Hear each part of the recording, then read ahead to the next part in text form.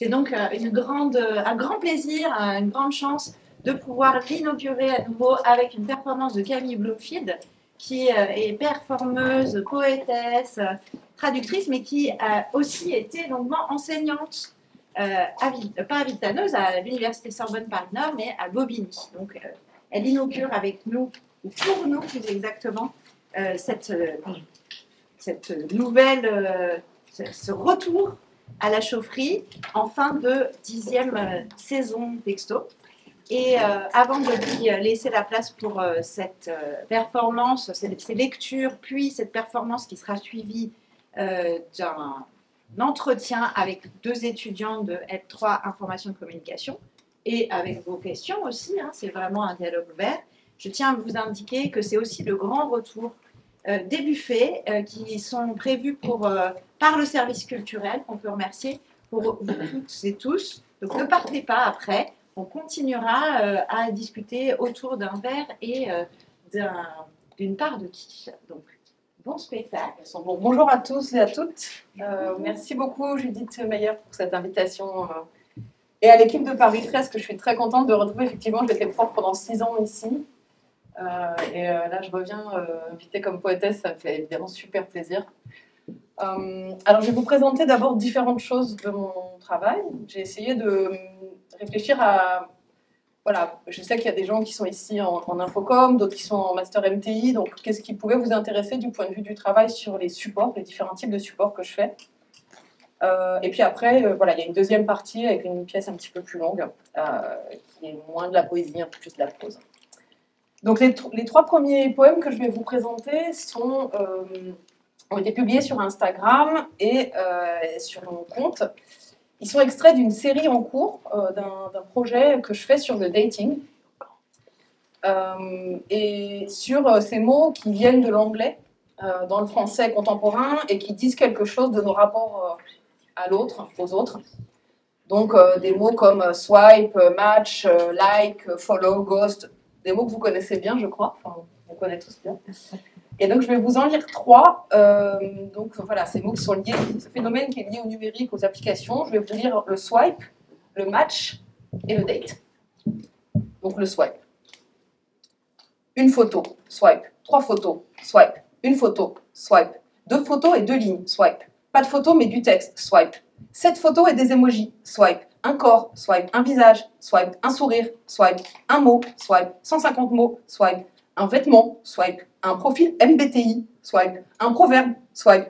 Une duck face, swipe. Une blague, swipe. Que des blagues, swipe. Des biscottos, swipe. Des cocktails au soleil, swipe. Des emojis seulement, swipe. Un j'aime, j'aime pas, swipe. Des préférences, swipe. Des films, swipe. Des livres, swipe. Des séries, swipe. Un compte Insta, swipe. Parle-moi sur swipe. Swiper de plus en plus vite, jusqu'à écœurement. Jeter des visages qui n'existent pas. Des vies potentielles peut-être ratées. Je me vois bien sur ce bateau avec toi, mais le swipe a été plus fort que moi. Désolée, je voulais pas, mais j'ai swipé. C'est une manie, impossible de revenir en arrière, ou alors il faut payer. Je t'ai aimé, un court instant, mais je m'en suis rendu compte trop tard. Désolée, j'ai swipé. Le match. Donc je précise qu'en anglais, Tinder ça veut dire petit bois, le match ça veut dire allumette. Et je suis un peu anglaise, franco-anglaise, donc j'entends ça. 2 swipes à droite et puis sans match. Ça fait crac sur le Tinder de mes amours. L'allumette qui prend feu, ça fait switcher le mood, ça fait partir le wood aussi sec. Et plus il est sec le wood, plus ça part vite. L'enflammé et lyrique, le téléphone quantique qui éclate de 1000 feux et te félicite, clap, clap, clap. L'écran s'enjaille de couleurs trop sucrées. Les anges eux-mêmes là-haut semblent matcher en chantant. Match, shoot, shoot, shoot, shoot. L'application se réjouit pour moi, je me réjouis pour moi, tu te réjouis pour toi. Ma dopamine se réjouit pour elle-même. Quand ça match, tout le monde est content. C'est après que les problèmes commencent. Le date. C'est une histoire qui se poursuit. D-A-T-E. Please pronounce that. Si t'es tatillon, des it, les gâteaux. Nom épicène. D-A-T-E-R. Please pronounce déité. Nouvelle idole sacrifiée sur l'autel de l'amour. Il y a les dates qui se savent date, ceux qui s'ignorent au début, mais qui le deviennent en cours de date. Il y a les dates a posteriori, avec des gens, nos dates du moment, des gens qu'on ne daterait pour rien au monde régulièrement. Il y a les dates où l'on s'endette, dates de poète. Ceux où l'on prend date, calendrier en main, pour bien ranger ses dates. Il y a ce date que j'attends avec toi, qui ne nous engage à rien. Oh là là, non, surtout à rien. Ce n'est qu'un date. Mais rappelle-moi, s'il te plaît, qu'on date vraiment au moins, à défaut de sortir ensemble, de s'embrasser, de faire l'amour, de s'engager. Une déité, ce serait déjà pas mal. Voilà.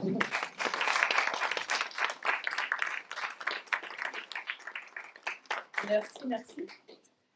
Alors, je continue sur autre chose de très différent, qui a à voir avec le ready-made. Le ready-made, c'est une...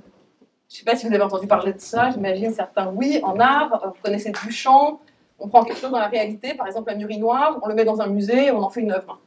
Donc il existe des ready-made poétiques. On prend du texte, du matériau textuel existant quelque part, et on en fait une œuvre.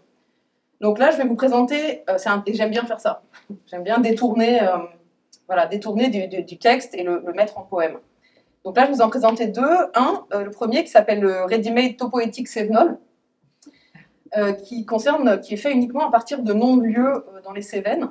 En fait, j'habite en France depuis maintenant 20 ans, mais j'ai encore un regard un peu d'étrangère, j'ai grandi à l'étranger, sur ces noms français qui me semblent terriblement exotiques. Et aussi, il me semble que les noms de lieux disent beaucoup plus qu'un lieu. Et là, moi, j'entends vraiment des phrases, un poème. Robiac, Roche-Sadoul.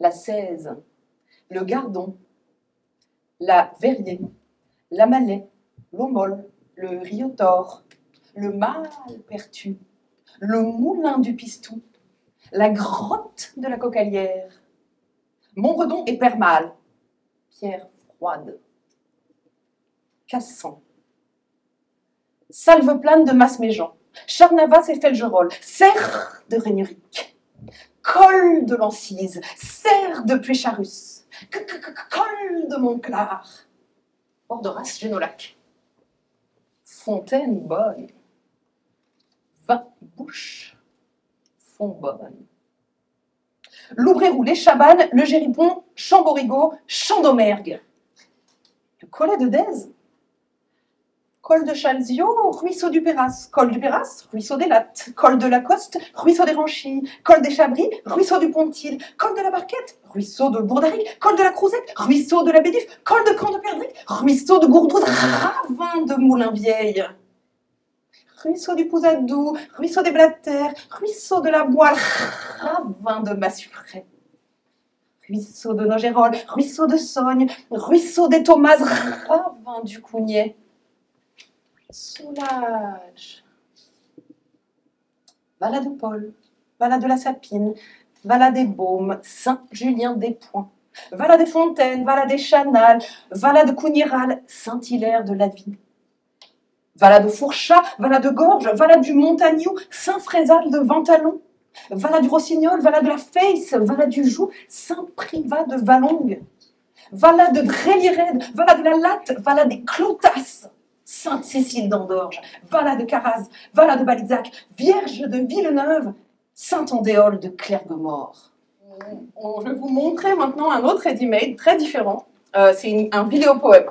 On va vous montrer la vidéo. Pour vous donner un petit... Donc, il s'appelle Poème IRM, épanchement sentimental et intra-articulaire. Celui-là porte sur le langage médical, qui est assez jargonnant, incompréhensible. On se demande même si c'est pas fait exprès pour qu'on ne comprenne pas ce que ça veut dire pour le patient. Et pourtant, en tant que patient, on est les premiers à recevoir les résultats d'examens de santé, par exemple. Donc là, ce sont mes examens de santé. C'est mon IRM que j'ai utilisé comme matière poétique. Et en fait, ce qui m'intéresse là-dedans, c'est voilà, de me réapproprier un peu la violence de ce vocabulaire médical en l'exagérant, voire en le ridiculisant. Épanchement intra-articulaire et sentimental. Pas d'anomalie de l'aponévrose plantaire. Pas d'anomalie au niveau du ligament collatéral tibial. Pas d'anomalie du signal osseux par ailleurs. Pas d'anomalie au niveau du string ligament. Pas d'anomalie au niveau des ligaments chaupard. Pas d'argument en faveur d'un névrome de Morton. Pas de lésion visible au niveau de la plaque plantaire. Pas d'anomalie visible au niveau des tendons fléchisseurs et extenseurs des orteils ni des tendons fibulaires. Pas d'épanchement intra-articulaire visible. Hein? Présence d'une chondropathie au niveau de l'articulation de l'isfranc. Entre le cunéiforme latéral et la base du troisième métatarsien, avec discret œdème sous-pondral. Présence d'une bursite intercapito-métatarsienne intéressant les premiers, deuxième et troisième espaces. Absence d'anomalie significative visualisée. Conclusion? Bursite intercapito-métatarsienne, trois premiers métatarsiens, articulation entre le cunéiforme latéral et la base du troisième métatarsien avec discret œdème sous-pondral, intégrité des ligaments tibiofibulaires, talofibulaires et fibulo-calcadéens et du sinus du tarse. Présence d'une synostose talocalcadéenne incomplète avec un petit pont fibreux et œdème bien visible de la berge talienne, témoignant d'une synostose instable. Vous êtes instable? Voilà.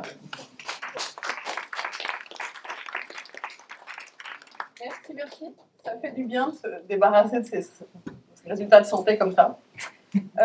Donc un autre type de travail cette fois, toujours un petit peu sur le ready-made, en tout cas pour le premier poème, mais qui a été fait pour aller avec de la musique, enfin pour aller sur de la musique. C'était une commande d'un compositeur, Nicolas de Sortis, pour une émission de France Musique. Et il voulait faire appel à moi pour mon côté féministe. Et on a réfléchi aux différentes formes d'immobilité. La pièce s'appelle Immobilité. Les différentes formes d'immobilité auxquelles étaient confrontées les femmes. Donc, on a immobile corps, immobile action, immobile société, immobile langue et un manifeste. Donc là, je vais juste vous en lire deux, Immobile société et le manifeste. Alors le premier, donc Immobile société, répond à une phrase de l'Académie française du 26 octobre 2017. J'adore l'Académie française. La langue française se trouve désormais en péril mortel. Ma fille, un jour tu seras maréchale ferrante, bûcheronne mannequin, cheminote metteuse en scène, entrepreneuse adjudante, karatékate, kiosquière, artificière, sapeuse pompière, handballeuse, argentière, logisticienne, douanière, dresseuse, brigadière, start-upeuse, PDGère, slameuse, financière, brasseuse, pizzaiola, huissière, écrivienne préhistorienne, entraîneuse officière, autrice, littératrice, préfacière, torera, torréfactrice, guerriera contre maîtresse, customiseuse, chef, gameuse, gangster, ferronnière, windsurfeuse, cunicultrice, grutière, décolleteuse, vlogueuse, télématicienne, défenderesse, venderesse, alcoolière, doctoresse, ambulancière, skippeuse, première ministre, présidente, dictatrice, bourrelle, substitute, reportrice, taulière, détractrice, cytodiagnosticienne, certificatrice, armurière, armatrice, dépeceuse, bandite, zingueuse, clerc, chiropractrice, bouchère, disséqueuse, écarisseuse, désinfectrice. C'est bon? Vous êtes habitués là?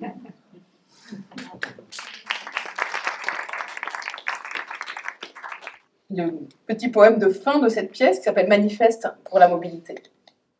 Madame, ma sœur, permettez-moi de profiter de ce micro pour vous faire une confidence. Ce soir, il sera trop tard. Je voudrais m'adresser à ma sororité. C'est urgent. Vous êtes là? Debout, mes sœurs, debout, dansez. N'ayez plus peur du mouvement de vous-même, en heure mouvant, en mouvement. Vous mobile, vous aimant, fou mobile. Vous immobiliserez l'immobilisme, vous mobiliserez l'ire du mouvement, vous mimerez, valserez le cycle incessant de la vie en motion. Alors mouvez, volez, volage, aimez, amants, mobiles soyez, mobilisez-vous pour la mobilité. Mobilité du verbe, du genre, du temps, de la classe, de l'action, des sentiments, de la... On a été coupé en plein mouvement. Je dois y aller. Continuez sans moi, voulez-vous? Je termine par 2 petits poèmes faits sur des gifs de l'artiste Nicolas Vermelin. Je m'intéresse aussi aux gifs animés.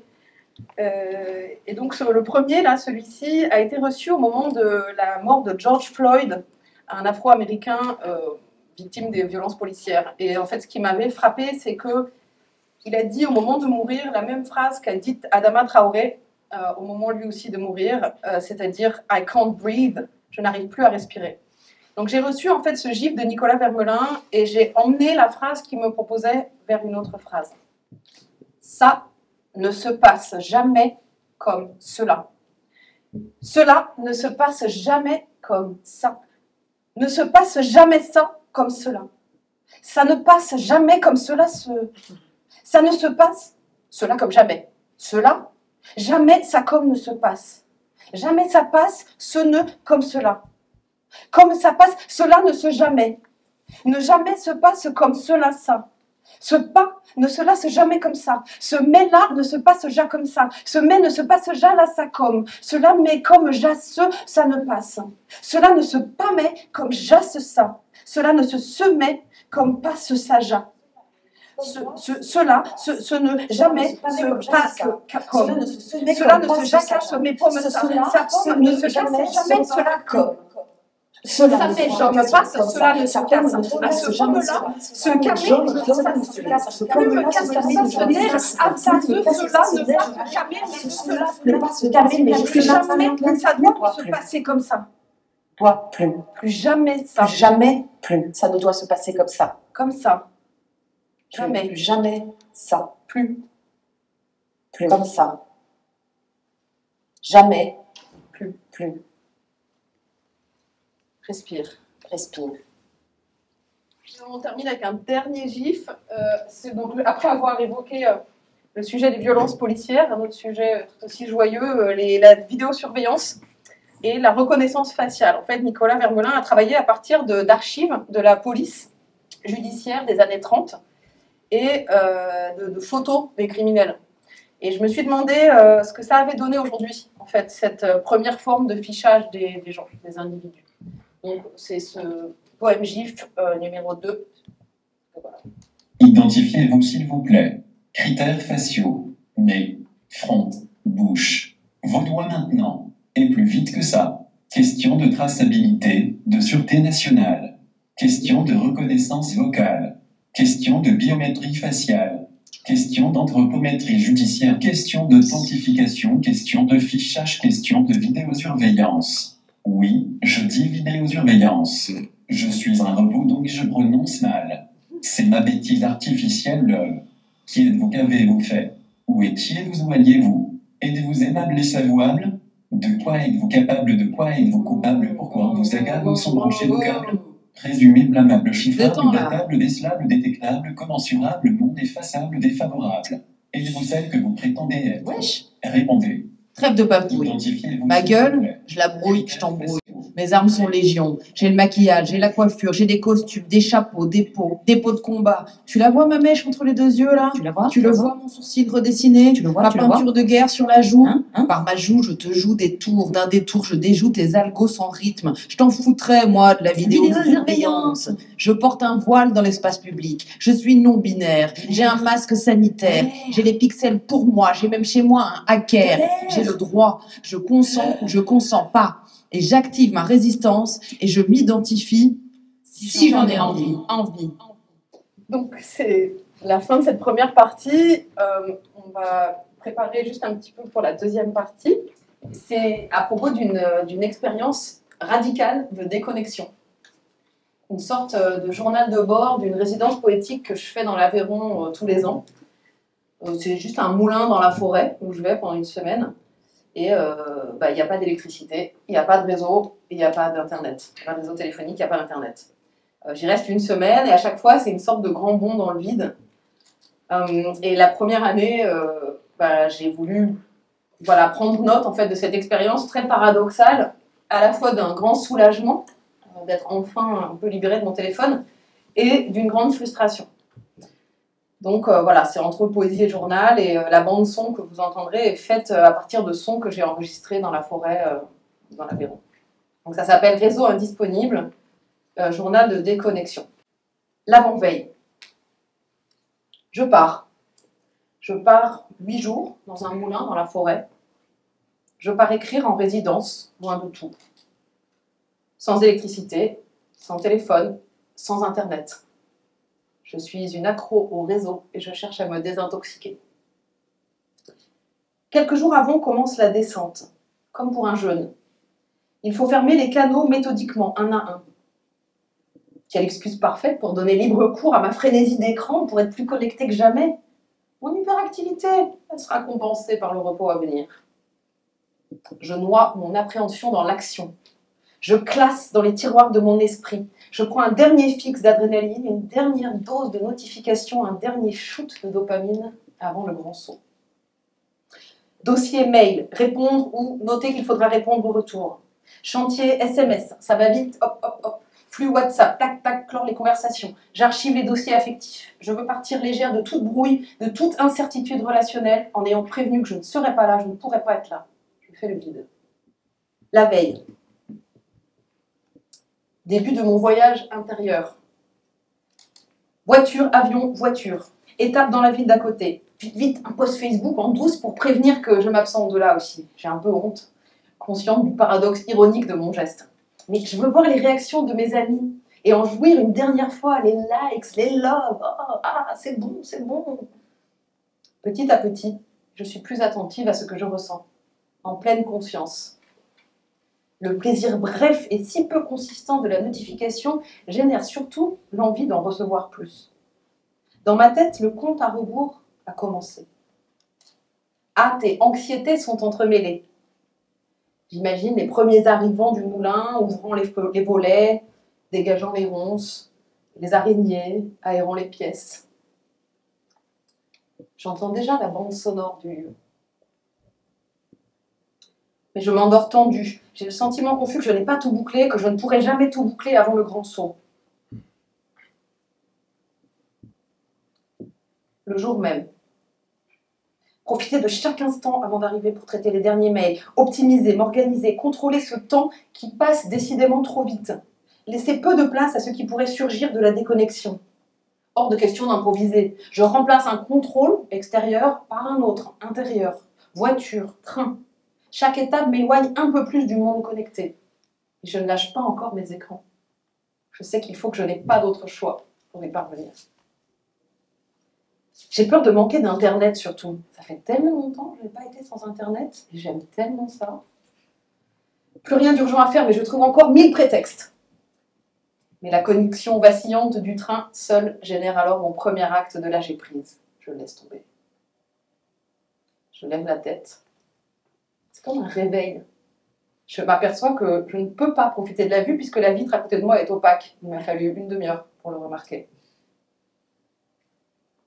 Par regard fatigué, redécouvrir le monde, se fondre dans le paysage, filer avec le ciel. L'arrivée au moulin. On quitte le village par la route. On bifurque à l'entrée de la forêt par un chemin caillouteux. Il se fait sombre et frais. Les conversations s'amenuisent. Le moment est de plus en plus méditatif. Et mon état de conscience croît d'un cran encore. J'éteins mon téléphone pour la première fois depuis que je l'ai acheté. Le geste me procure un tel plaisir que je suis traversée par l'idée absurde et comique de le rallumer aussitôt, rien que pour pouvoir l'éteindre à nouveau. Premier pas sur les herbes folles. Je savoure l'isolement, d'abord. J'inspire.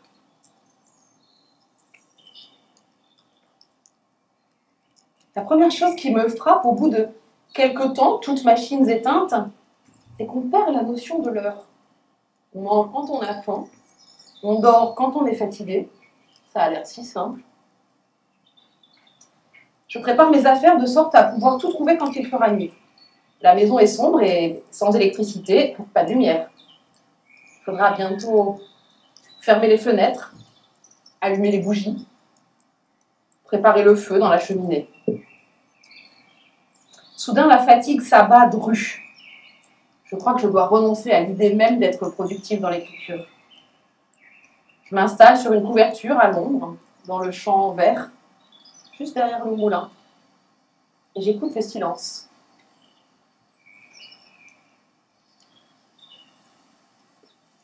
Retraite nature, lecture d'une traite, jusqu'à épuisement des pages, qu'on relira en picorant. Deuxième jour. Réveil hors temps, pas de programme, bienvenue à ce qui vient. J'ouvre un carnet qui me met un peu mal à l'aise parce qu'il est trop joli, il fait trop écrivain. C'est pas moi cette image romantique, la plume, le papier, je suis appli, moi, je suis interface, réseau, machine. Et puis devoir écrire de façon linéaire, quel ennui. Mais je dois réserver ma batterie pour la mise au propre des textes. Ma détermination est fraîche et bravement je rame dans les lenteurs de l'écriture papier-stylo. J'ai l'impression d'avoir 12 ans et d'écrire mon journal intime. Quelqu'un propose d'emporter nos téléphones portables à ce qu'on appelle la cabine téléphonique. Cet endroit au cœur des bois où on capte et pour les rapporter ensuite gorgés de messages. Je suis tentée, j'hésite, je veux mais en même temps je ne veux pas, je tiens bon, je refuse. Mon soulagement est bref, et ma victoire aussi. À quelques à quelques mètres dans le champ, une résidente, jusqu'alors concentrée sur son travail, se lève tout à coup et crie « J'ai la 3G !» Joie, tristesse de savoir ce havre de paix contaminé par le réseau. Surprise, je tiens 10 maigres minutes avant d'aller la voir et lui demander si je peux profiter un peu de sa connexion. Et me voilà, Femina Numérica, dans le pré, sous le ciel bleu, à faire ce geste 1000 fois accompli, bras tendus, écran vers le ciel, cherchant le liquide sucré de la data. Réseau indisponible. Ouf. Je ne savais pas aujourd'hui que je reprendrais contact avec le monde. Au soir, j'allume mon ordinateur. La petite note que celui-ci produit me dérange et me rappelle à mon plaisir en même temps. Ça fait plus de 24 heures que je n'ai pas entendu un seul son non organique. Quelle douceur à l'oreille. Un miracle se produit alors pour moi qui ai tellement de mal à écrire d'habitude. Je n'ai pas beaucoup de temps, la batterie file, donc faut y aller. Alors j'écris, en un flot qui ne semble pas se tarir, qui s'emballe même. L'expression coulée de source prend tout son sens. Ce qui avait été retenu dans le papier se libère. Tout à coup, j'ai 3 pages, 5, 8, 10. J'ai arrêté de contraindre mon écriture et elle m'en remercie. L'inquiétude ne tarde pas à ressurgir. Comment continuer? Que sacrifier? Je guette régulièrement la petite icône en haut de l'écran qui indique la batterie restante. Mais se poser des questions, c'est déjà gâcher de la batterie. Tant pis. J'ai envie de retourner à mon observation de la lente chorégraphie des feuilles dans l'arbre. Pour l'art, on verra plus tard. 3e jour. Au matin, je tente de mettre des choses au propre sur l'ordinateur. 48% de batterie. Je décide de me payer le luxe de ne pas y prêter attention. Il faut que j'arrête de stresser. Je plonge dans l'écriture et passe vite au-dessous de la barre des 20%. Plus tard, une sortie au village me permettra de revoir un peu d'électricité avec un petit verre de raison. Sur la route qui quitte la forêt, qui revient à la civilisation, je me sens comme une revenante, une convalescente même, qui a échappé pendant un temps au contrôle des écrans. Pourtant, ça fait seulement 3 jours que je suis déconnectée. Au village, je me promène, téléphone en main, cherchant un café ou recharger mes appareils. Pas question d'errer sans but, pas 1 minute à perdre. Plus de WhatsApp. Quelques mails. Je ne sens pas le shoot escompté. Tout me semble insignifiant. Pas de nouvelles de X. Bon, je m'y attendais, mais je suis déçue quand même. Que c'est creux, ces communications fonctionnelles. Retour du réseau. Retour du contrôle. Retour de l'anxiété. Et merde. À côté de moi, une boîte à poèmes emplie de textes manuscrits accroche mon regard et m'invite à refermer mon ordinateur que j'avais apporté. J'en lis quelques-uns, ça m'emplit, ça me déculpabilise aussi. Cette situation m'agace, c'est un peu comme si ça donnait raison à tous ces antiques partisans du papier. Ne pas défendre les machines, mais leur usage. À l'évidence, se rendre. Le contrôle est en moi, pas dans l'ordinateur. 5e jour, 12%. Depuis combien de temps suis-je ici? J'ai perdu le compte. L'immersion est totale. Repas, sieste, lecture, écriture. C'est cool, avec une régularité rassurante. Peu de chance que je recharge mon ordinateur d'ici le départ. 11% au moment où je tape ces mots. C'est fou, ça descend de plus en plus vite, ça m'obsède. Je suis désarçonnée, je vais devoir laisser tomber des projets. C'est dommage, j'aimerais bien avancer. Franchement, l'électricité me manque. Je le sens. 7e et dernier jour. Aujourd'hui, enfin, j'ai le sentiment d'avoir complètement lâché. Je me laisse porter, ça fait tout drôle. J'en suis émue. Je me suis gavée de lecture jusqu'à sentir cette torpeur délicieuse, cette fatigue des yeux et du corps du signe qu'on a trop lu. Je suis d'ailleurs loin, je me promène, les pieds au frais dans la rivière. Et face aux mille verres, aux rayons de lumière, envie même d'être narquoise, je profite du calme. Je sais que bientôt je vais devoir me sortir du fond de moi-même et je vais reprendre comme je peux l'activité. Je vais ranger la maison à mon départ. Je vais me contrôler un instant pour partir vers les autres vallées, l'autre rivière, reprendre la route. Je vais m'embêter et je vais pouvoir passer jusqu'à l'autre. Ça devient vraiment attention.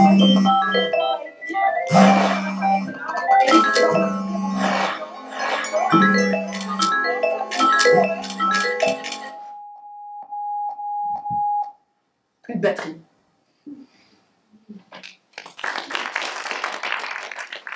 Et merci à mes complices dans la salle qui ont fait sonner leur téléphone à ma demande. Ils n'avaient pas oublié de l'éteindre. Bonjour Camille Bloomfield et bienvenue ici à l'Université Sorbonne Paris-Nord. Vous êtes traductrice en anglais, en italien, vous êtes slameuse, vous êtes insta-poétesse, vous êtes chanteuse et performeuse. On peut dire que vous êtes multifacette et que vous avez plusieurs cordes à votre arc. Vous jouez beaucoup avec l'aspect musical et sonore de vos productions, mais aussi avec l'aspect visuel, car vous prenez aussi beaucoup de photos, celles qui vont aider à accompagner les poèmes que vous publiez sur Instagram. En addition à cela, vous avez été également enseignante, du coup, aussi à l'Université Sorbonne à l'Université Sorbonne Paris-Nord, où vous êtes toujours affiliée dans le laboratoire Pléiade. Voilà. Ensuite, on a quelques questions à vous poser. Voilà. Du coup, pour suivre l'actualité, je me suis beaucoup intéressée à votre Instagram et j'ai vu que vous aviez une série de poèmes qui s'appelait les poèmes typothermiques, où vous êtes associé à des tatoueurs pour réaliser ces derniers. C'est des poèmes du coup qui sont qui sont entièrement focalisés sur des signes de ponctuation. Je me suis beaucoup intéressée à celui sur le point-virgule. Il est là. Ok, d'accord. Ah, c'était le En fait, ça correspond à des poèmes, à des tatouages que j'ai fait. Ok, d'accord. J'ai pas compris que c'était les vôtres, je pensais que c'était plusieurs personnes différentes. Non, j'ai écrit les poèmes à chaque fois que je me faisais tatouer le signe. D'accord. Donc c'est des points de ponctuation ou des signes typographiques. Je suis un peu geek de la typographie. Et notamment le point-virgule est en voie de disparition et je fais ce que je peux pour le sauver à mon petit niveau. Et ça m'intéressait aussi de faire des recherches sur l'origine des signes. D'accord. Donc voilà, donc j'ai écrit à chaque fois pour chaque signe un poème. Ok. J'ai celui du point-virgule, je peux le lire ou je peux vous laisser le faire? Si vous voulez. Ok, ça marche. Puis est venu le indépendant des propositions, le roussélien, virgula suspensiva pointée, l'apostrophe, d'une disparaissante pensée à étage et parenthèse, presque achevée mais toujours recommencée, vaillante, résistante à l'injonction de la vitesse. Ouais, c'est le début du poème, en effet. Ouais. Ça m'intéressait parce que le point-virgule, c'est ce qui permet une pensée complexe. C'est un moyen de fermer une phrase mais de la laisser ouverte en même temps. Donc c'est peut-être pour ça que vous n'avez pas publié aussi sûrement sur votre Instagram, peut-être qu'il y en a plus à découvrir ailleurs. Alors non, la suite du poème, elle est dans le post normalement, sur les autres slides. Ah d'accord, du coup c'était un poème à la suite. Je pensais que c'était plusieurs poèmes du coup. Non, c'est le même poème. Il y a un poème par signe en fait. Donc il y a l'esperluette, c'est le premier tatouage que je me suis fait. Et l'esperluette, c'est parce que j'adorais aussi le mot esperluette. Tout le monde connaît le signe, le et, comme dans H&M. Mais la plupart des gens l'appellent écommercial, c'est quand même vraiment moins joli que esperluette. Donc c'est mon autre tentative modeste de contribution à sauver le mot esperluette.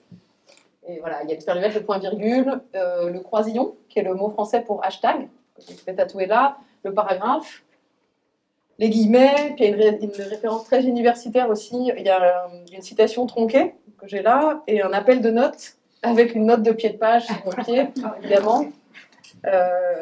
Et le dernier que j'ai fait la semaine dernière, c'est le point exclarogatif, qui est un signe qui n'existe pas vraiment, enfin, qui a existé pendant un temps, c'est un mélange d'un point d'interrogation et un point d'exclamation. Je vais vous montrer. Et c'est un publicitaire américain qui a lancé ça dans les années 60.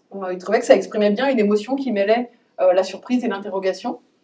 Et je trouvais ça très cool. Et ça même m'était rentré dans une des typos Windows, enfin dans les codes des polices d'ordinateur. Mais ça n'a pas vraiment pris. Et donc ça s'est arrêté là. D'accord. Donc là aussi, je fais ce que je peux pour le sauver. Mais le point exclarogatif, voilà, maintenant vous savez. Vous avez déjà commencé à faire la propagandistique. C'est ça, c'est ça. Suivez-moi On perd pas une minute. Et pourquoi avoir choisi Instagram comme principale plateforme dans le but de produire de la poésie dans un format assez original, du coup? Ben, c'est une bonne question. Je vraiment merci de la poser parce que quelque chose me chagrine un peu avec la poésie en France. C'est qu'elle a du mal à trouver son public, à rencontrer son public. Enfin, en gros, pour le dire un peu brutalement, tout le monde s'en fout de la poésie, à part les gens qui sont dans le milieu ou les gens qui sont obligés de l'étudier en cours. Les gens ne lisent pas de poésie. Et je me demandais comment... Ça fait partie de l'interview. Je me demandais comment faire pour toucher les gens, en fait. Et bon, les réseaux sociaux, ça m'est apparu comme la première... comme une sorte d'évidence.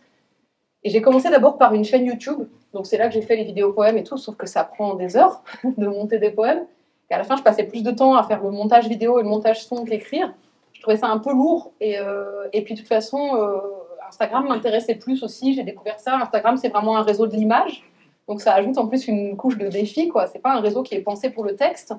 Contrairement à Twitter, par exemple, où il y a plein d'écrivains sont allés aussi écrire là-dessus. Et Facebook, j'y suis déjà depuis longtemps, mais voilà, c'est ma famille aussi, c'est mes amis. Je n'ai pas forcément envie que tout le monde lise ce que j'ai écrit, donc j'ai commencé sous un pseudo sur Instagram qui s'appelle Clébilingue. Finalement, j'ai mis mon nom au bout d'un moment, mais pendant plusieurs années, je l'ai fait en douce. Ça m'a permis de me sentir plus libre. Et ça m'a permis de travailler aussi des choses multimédia, donc effectivement avec de la photo, avec de la typo, du design graphique, de la vidéo, du son. Enfin, en fait, Instagram permettait tout ça et permettait aussi d'avoir un retour direct sur mes textes. Et bah, c'est cool, parce qu'en fait, quand on publie dans une revue ou quand on publie un livre, on n'a pas de retour immédiat. Alors peut-être 2 ans après, si on a de la chance, un peu, mais sinon... Et puis sur Instagram, il y a aussi une façon facile de partager tout ce qui est les posts, etc. Donc du coup, ça facilite aussi la diffusion des poèmes et de ce que vous écrivez. Ouais, exactement. En fait, ça m'intéressait aussi. Et d'ailleurs, j'ai une règle un peu absolue que je me suis fixée, c'est je ne poste que des poèmes. Enfin, je ne publie rien d'autre que des textes que j'ai écrits et que je poste d'abord sur Instagram. Après, il arrive que je les republie ailleurs, sur des sites de littérature numérique, le poème vidéo IRM, il a été publié ailleurs, etc. Mais pour moi, c'est important de donner un contenu un peu exclusif aussi, et un peu de tester mes textes aussi. Et je vois ce qui fait réagir les gens, tout ça. Peut-être après, je les modifie aussi. Ouais. C'est un peu mon journal en ligne aussi de poésie, quoi. C'est un bon moyen d'expression. Toutes sortes d'art et même du coup la poésie. C'est ça. Mais c'est moins évident pour la poésie. Par exemple, si on fait du texte long, je veux dire, ça nous oblige à écrire un certain type de poème aussi. Et vous voyez, les poèmes sur le dating là, que j'ai lus au début, ils sont assez courts parce qu'ils ont été pensés pour la plateforme Insta. Et puis si vous faites des poèmes trop longs ou des textes trop longs, en fait, les gens sur Instagram sont plus habitués à avoir des contenus courts et donc du coup, vont forcément moins être intéressés et moins s'intéresser plus profondément, quoi. C'est ça. Je veux dire, c'est plus adepte de petits textes, quoi. C'est ça, ouais. Donc j'ai commencé à écrire plus de petits textes et aussi sur Instagram, il y a ce truc où plus on se dévoile soi-même, plus l'algorithme favorise la visibilité de votre post.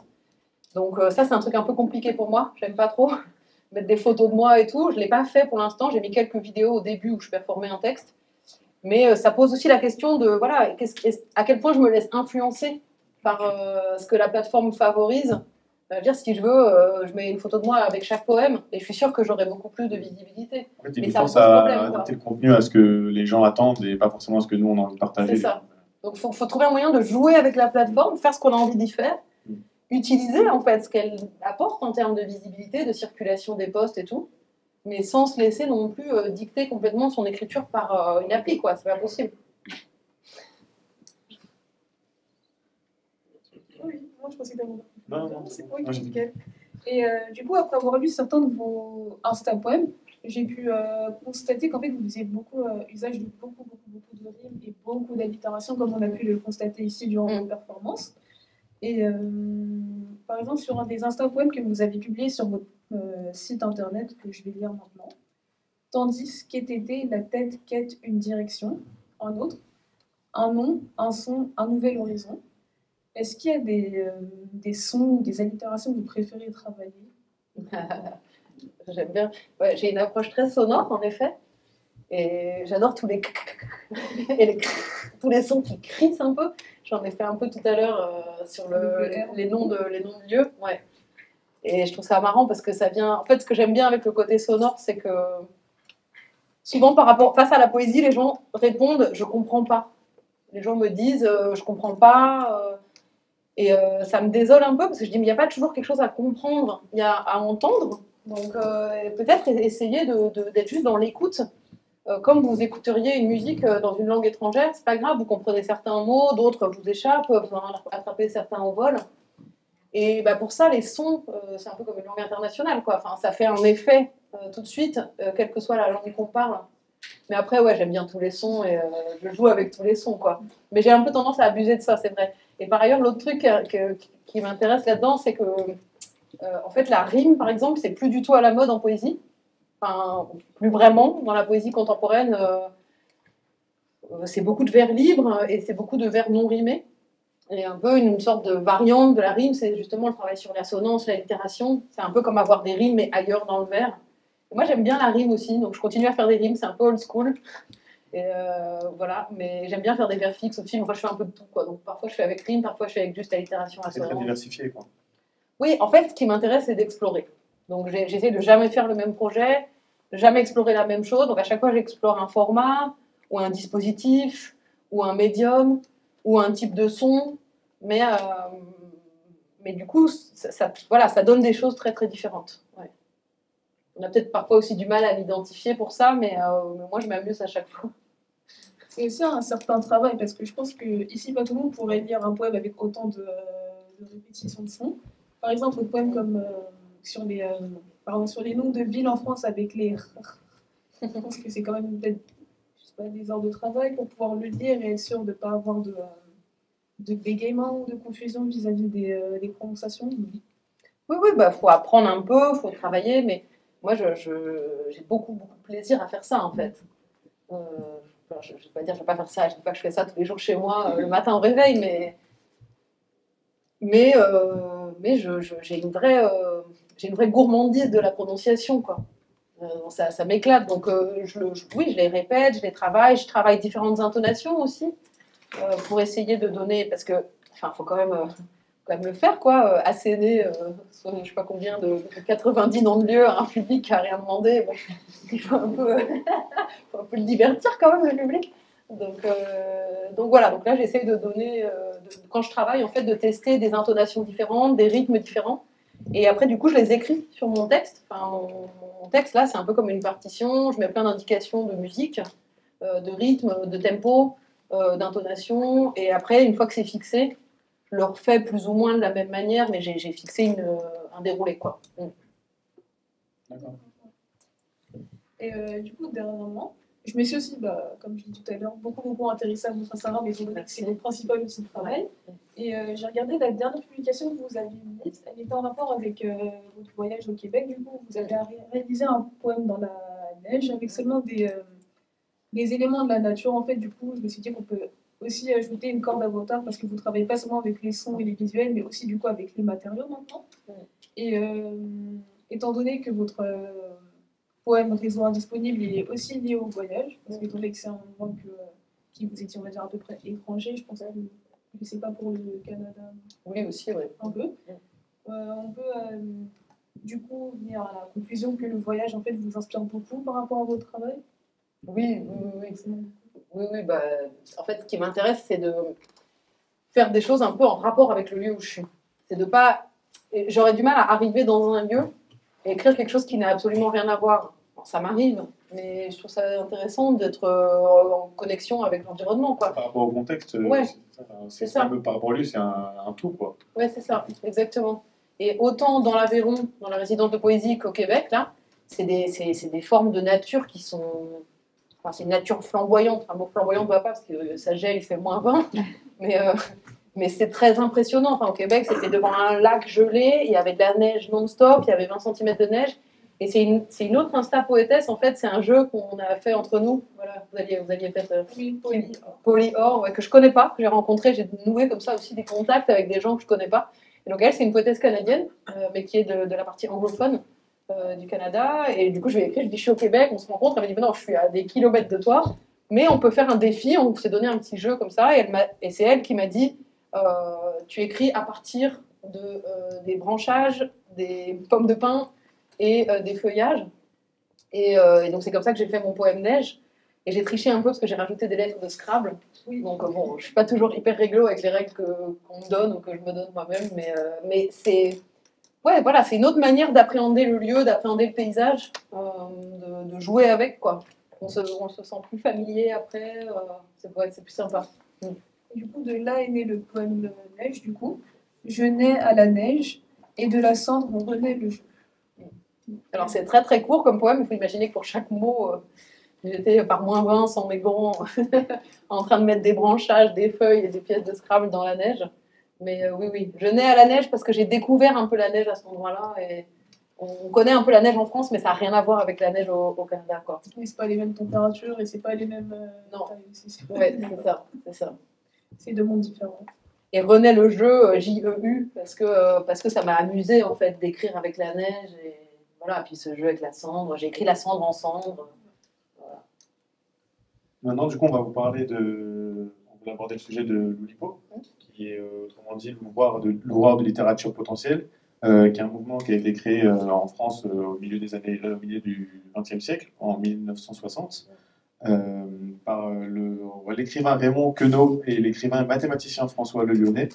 Donc avant d'adopter ce nom, le groupe s'appelait le Séminaire de littérature expérimentale, qui a été abrégé en Silitex, dans lequel les écrivains réalisaient des œuvres avec énormément de contraintes, qui s'imposaient des contraintes, dans le but d'inciter à la recherche de solutions originales. Et le but de ce mouvement était de répertorier toutes les potentialités du langage exploré par la littérature et d'inventer de nouvelles structures et de nouvelles façons d'écrire, avec des règles plus strictes et plus comment dire, et plus complexes. Donc le mouvement qui se veut donc inventif et innovant a pour ambition de découvrir de nouvelles potentialités de langage et ainsi de moderniser l'expression à travers des jeux d'écriture. Et du coup, on voulait vous parler de ce mouvement que vous avez plus ou moins repris avec le mouvement Double Transpo. Et donc, du coup, on voulait vous poser des questions par rapport à ça et d'où vient du coup cette envie de poursuivre ce mouvement qui date du coup du XXe siècle avec votre propre groupe Double Transpo. En fait, j'ai travaillé comme chercheuse sur l'Oulipo, comme chercheuse en littérature. J'ai fait mon DEA, donc l'ancien Master 2, ma thèse et un post-doctorat sur l'Oulipo. Donc j'en ai mangé de l'Oulipo pendant 12 ans, 10 ans, je ne sais plus. Et ça m'a passionnée, ça m'a appris énormément de choses, ça m'a beaucoup formée, évidemment. Et je me suis intéressée dans ma thèse à l'histoire et la sociologie du groupe. Donc comment un groupe d'écrivains fonctionnait ensemble dans le champ littéraire et comment un groupe d'écrivains durait aussi longtemps, parce qu'en fait ça existe encore. Donc c'est né en 60, ça existe encore, du coup ça a une longévité. Il y a encore des réunions par rapport à tout ça. Ouais, il y a des réunions une fois par mois, des groupes des membres de l'Oulipo et tout. Alors c'est pas la période la plus connue, disons, la plus connue c'est plutôt les années 70-80. Ça perdure toujours. Mais ça perdure toujours et le vainqueur du prix Goncourt l'année dernière, Hervé Letellier, était un membre de l'Oulipo, c'est le président de l'Oulipo en fait. J'allais le mentionner après. D'accord, pardon. Ouais. Et donc j'ai travaillé là-dessus. Après, j'ai eu besoin de faire une pause, de faire autre chose dans ma recherche, de m'en éloigner. Donc j'ai fait autre chose. J'ai découvert un peu la poésie numérique, la poésie Insta, etc. Donc plein d'autres choses.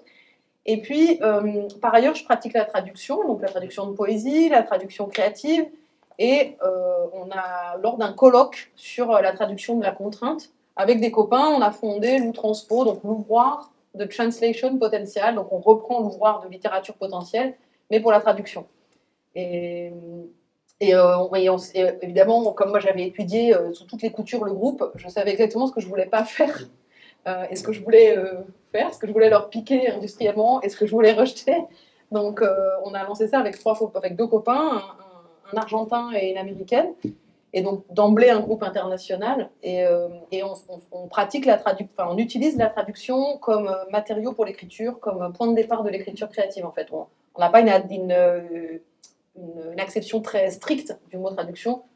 Nous, ça nous sert vraiment à nous amuser avec les mots, avec la langue, à écrire. Enfin voilà, je mélange souvent les langues, je travaille souvent entre les langues aussi. Toujours dans ce but d'avoir un peu de contraintes, quoi. C'est toujours dans. Alors voilà, on se fixe des contraintes. En fait, l'idée de la contrainte, c'est que ça vous aide à sortir de la panique de la page blanche, quoi, de la peur de la page blanche. Si on vous dit juste, allez-y, écrivez, vous ne savez pas trop quoi écrire. Si on vous dit, écrivez en prenant un texte, traduisez-le, mais vous allez traduire que les premières syllabes. Ça donne déjà un point de départ, quoi. Ouais, c'est déjà un point de départ. Voilà, quelque part, c'est moins angoissant. Et la contrainte, ouais, ça permet de faire des choses un peu différentes aussi, expérimentales, de jouer. Ça donne pas toujours quelque chose. Parfois, ça donne rien. Mais parfois, ça donne des choses intéressantes. Et donc, voilà. Et donc, écrire avec la contrainte, traduire avec la contrainte, on fait un peu les deux, du coup, à l'Outranspo, quoi. Et du coup, d'où vient ce nom Outranspo ? Oui, enfin. En fait, donc voilà, donc Oulipo, c'est l'ouvroir de littérature potentielle, et après, à partir de l'Oulipo, se sont créés plein d'autres groupes. Donc il y a l'ouvroir de bande dessinée potentielle qui s'appelle Loubapo, l'ouvroir de cinéma potentiel qui s'appelle Loucinépo, l'ouvroir de, enfin il y en a plein, voilà, l'ouvroir de musique potentielle, Loumupo. Et donc nous on s'est dit, l'ouvroir de traduction potentielle, sauf que Outrapo ça existait déjà. En fait c'est l'ouvroir de tragicomédie potentielle, très niche. Et en fait on s'est dit, mais en même temps, si on travaille sur la traduction, il faut qu'on ait un nom qui accroche un peu, quoi. En plusieurs langues aussi, quoi. Ouais, il faut qu'on ait un nom qui soit déjà une traduction. Donc c'est pour ça qu'il y a les 3 langues des 3 fondateurs du groupe. Donc ouvroir française pour moi, translation pour Rachel Galvin et potential pour Pablo Martin-Ruiz. D'accord. Voilà. Bien. Et du coup, pour conclure, on voulait vous poser des questions concernant la suite. Si vous avez des futurs projets déjà planifiés, déjà entamés. Oui. J'en ai d'abord le 25 mars à Bobigny, je ne sais pas où est Magali, mais voilà, je fais une autre performance bientôt. Et sinon, je vais finalement faire un livre, alors que j'ai défendu l'idée de ne pas faire de livre pendant longtemps. Mais un petit livre, ça ne sera pas comme un livre pour une maison d'édition qui s'appelle Les Vents Derniers. C'est presque une commande en fait, enfin, ça va s'appeler Les gens qui datent. Donc, un peu en rapport avec un de mes sujets de prédilection, vous l'aurez compris, et avec des illustrations. Donc là, c'est vraiment un travail pour le coup avec l'illustration, ce que j'avais jamais fait encore. Et c'est ma sœur qui fait les dessins. Et voilà, ça va paraître en septembre. Et en fait, dans ce projet-là, je me suis retrouvée directrice éditoriale de la collection. Donc du coup, j'ai aussi commencé à faire de l'édition.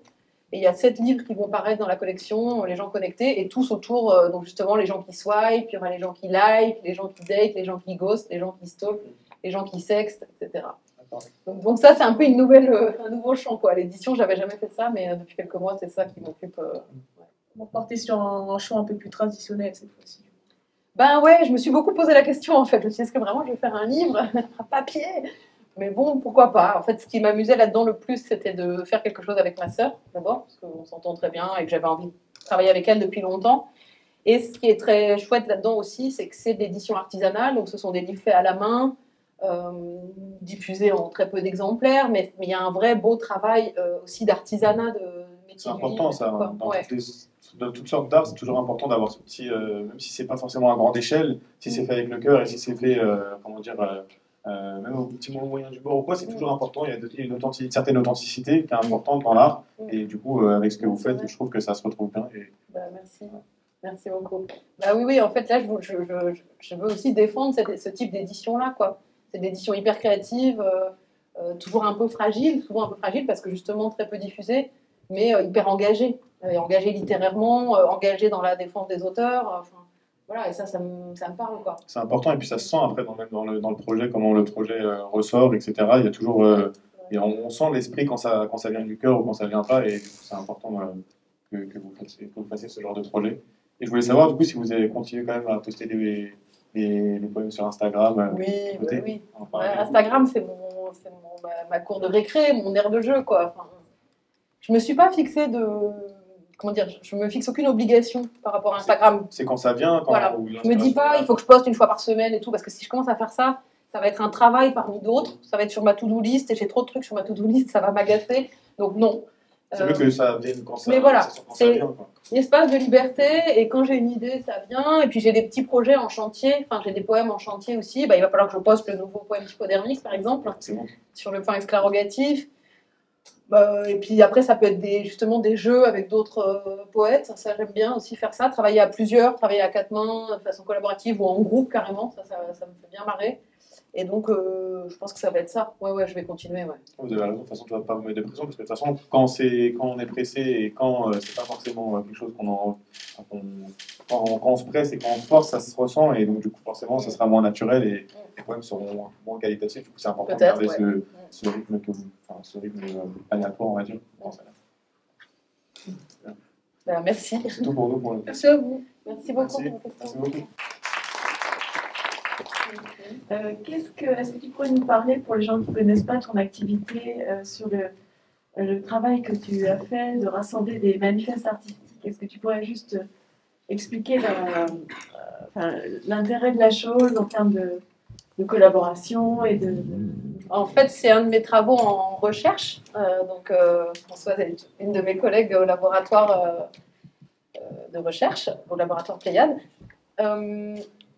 Donc, je passe de la création à la recherche en passant par la recherche-création. J'ai aussi travaillé sur les manifestes pour faire une performance poétique, mais c'est aussi un de mes sujets de recherche académique, universitaire.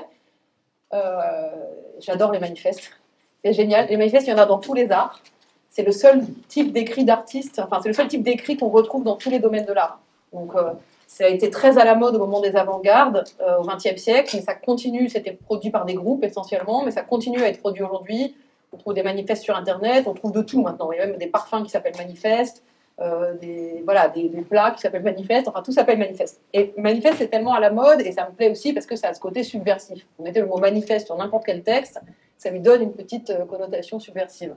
Et par ailleurs, ça annonce quelque chose souvent. C'est des textes programmatiques, donc c'est là où les artistes disent ce qu'ils veulent faire, comment ils ont l'intention de le faire, ce qu'ils veulent rejeter de ce qui a été fait avant eux, ou ce qu'ils veulent au contraire perpétuer de ce qui a été fait avant eux.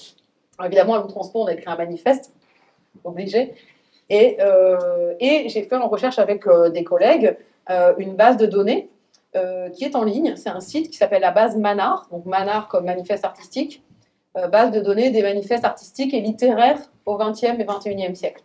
Donc on a plus de 700 manifestes répertoriés dans la base, donc je vous disais dans tous les domaines de l'art, et qui datent de la fin du 19e, vraiment jusqu'à aujourd'hui, quoi. Et c'est une base participative, collaborative, donc tout est en accès ouvert, et ce sont des spécialistes aussi de différents domaines, parce que nous au début on a rempli avec ce qu'on connaissait, c'est-à-dire c'était très occidental, et c'était très littéraire et très européen. Et on travaille avec des collègues de différentes spécialités de recherche pour enrichir la base et la compléter, soit avec des domaines artistiques qu'on connaît moins, soit avec des champs géographiques qu'on connaît moins. Et l'idée, c'est que si vous vous intéressez à ce type d'écrit, ou si vous avez un manifeste dans votre corpus, ou vous pouvez juste aller chercher sur basemanart.com, regarder ce qui a été fait par exemple à la même année, ou dans le même pays, ou dans le même domaine, et extraire votre recherche de ça et vous amuser avec ça après. Alors, je tiens à remercier tout le monde, à commencer par Camille Bloomfield pour cet enthousiasme contagieux et pour toutes ces pistes ouvertes dans le domaine littéraire. C'est assez impressionnant. Merci à Mazarine et Lucas qui ont animé, je trouve, avec beaucoup de naturel et des questions pertinentes. Et merci au public et surtout, merci à toutes les personnes qui rendent ces rencontres possibles. Nabil, Pierre, toutes les collègues du service culturel le service communication, et la BU aussi pour les bibliographies que vous pouvez trouver sur vos sièges. Merci à tous. Merci.